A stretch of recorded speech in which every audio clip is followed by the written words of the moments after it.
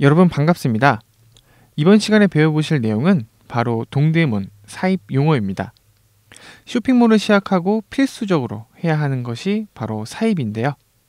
사입을 나가실 때는 몇 가지 주의사항들이 있습니다. 위에 나열한 사항이 바로 그것들인데요. 그 중에서도 이번 시간에는 알아두면 좋은 동대문 사입 용어를 정리해 보도록 하겠습니다.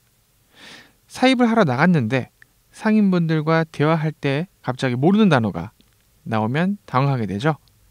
그렇다고 다시 물어보자니 초보티가 나거나 바가지를 쓸 것 같고 모르면서 아는 척하기도 좀 그렇고 그럴 때 필요한 알짜배기 사입용어 정리를 지금부터 한번 알아볼까요? 먼저 배워볼 것은 사람들에 대한 호칭입니다. 매장 직원이나 사장님을 부를 때 쓰는 호칭입니다. 남자 직원에게는 삼촌이라 부르시면 되고 여자 직원에게는 이모, 언니라고 부르시면 됩니다. 여자분이 계신 매장 같은 경우 대부분은 젊은 직원들이 계시기 때문에 보통 언니라고 호칭해 주시면 됩니다.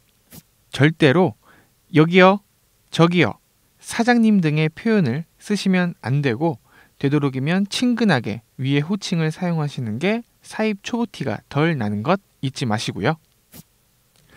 거래가 불량하고 귀찮은 고객이나 상인을 말합니다. 거래가 우수한 고객이나 상인을 말합니다. 동대문에서 가장 큰 역할을 하는 것이 바로 이 사입 삼촌인데요. 쇼핑몰을 시작하시게 되면 동대문 거래처에 주기적으로 트렌드 조사 등을 하러 나간다거나 물건을 구매하러 다니게 됩니다. 하지만 본사가 동대문과 아주 멀리 떨어져 있을 때 혹은 물건이 너무 무거워 옮기지 못할 때 거래처에 연락을 해놓으면 물건을 모아서 본사에 보내주거나 모아오는 일을 해줍니다. 다음으로 상점의 물건에 관한 단어입니다. 사이즈당 묶음을 말합니다. 프리 사이즈 하나만 나올 경우 곰이라고 하지 않습니다. 곰이는 보통 55, 66 사이즈가 나오는 셔츠 혹은 바지에 쓰이며 요즘 나오는 여성 의류의 경우는 스몰, 미디움만 있는 품목이 많으므로 어설프게 한 곰이 주세요 하는 것보다는 스몰, 미디움 주세요 하는 것이 낫습니다. 여기서 주의해야 할 점은 굳이 사이즈 전체, 그러니까 한 곰이라고 하죠. 한 곰이를 구매하지 않아도 되는데 장사꾼의 상술에 넘어가는 바람에 무조건 통으로 구매해야만 되는 줄 아는 사람이 많다는 것입니다. 그러니 필요하고 원하는 사이즈만을 찝어서 꼭 구매하시길 바랍니다. 그러나 아동복만은 곰이로 구입해야 합니다. 옷의 색깔을 말합니다. 어떤 상품의 색상이 몇 개인가를 물을 때 보통 깔이 몇 개예요? 이런 식으로 사용합니다. 탕이란 청바지류의 워싱이나 원단의 색상 등을 지칭할 때 사용합니다. 깔과는 다른 의미로 구분해서 쓰여지며 청바지 같은 경우엔 사이즈에 따라 워싱이 조금씩 다를 때 사이즈마다 탕이 좀 다릅니다라는 식으로 사용됩니다. 사입하고자 하는 상품에 매장에 남아있는 재고 수량 전부를 구매하는 것을 의미합니다. 팔다 남은 창고 재고를 말합니다. 땡처리 한다고들 하죠.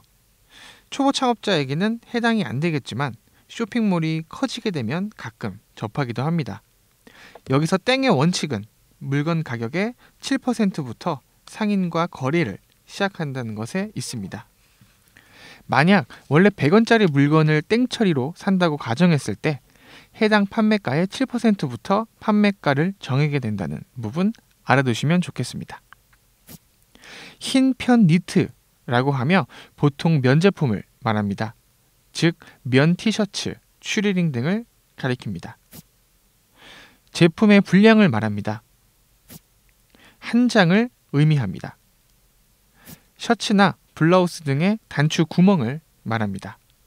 나나 인찌는 작은 단추 구멍, QQ는 큰 단추 구멍을 의미합니다.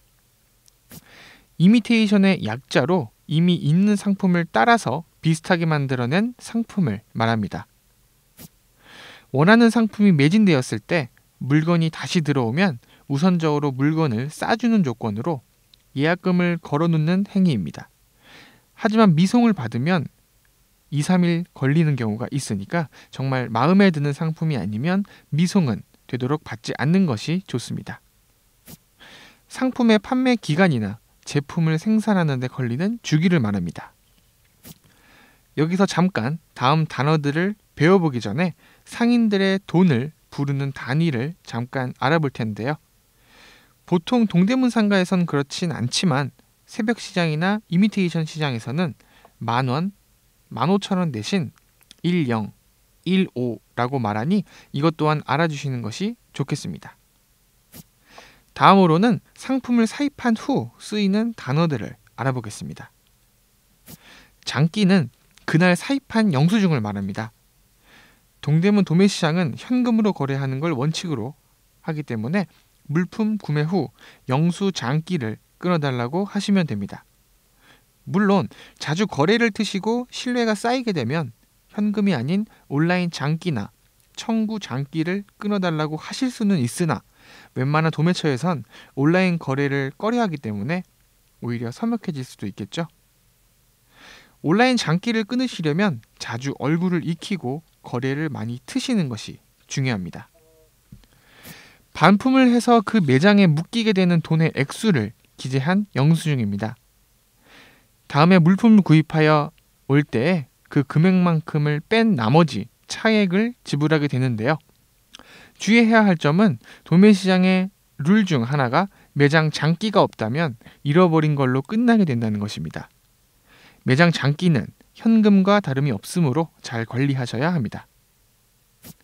쇼핑백의 크기를 말합니다. 상품의 봉제가 끝나면 완제품으로 출고하기 전에 실밥 따기 등 건품을 하는 것을 의미합니다. 이런 일을 전문으로 하는 공장을 시약의 집 혹은 시약의 공장이라고 말합니다. 여기까지 배워보셨으면 한번 실습으로 들어가 볼까요? 위에 써져 있는 문장을 사입에 알맞는 대화체로 바꿔서 언니야, 장기랑 해서 대봉에 전부 담아줘. 나중에 삼촌 보낼게. 이런 식으로 말씀하시면 됩니다.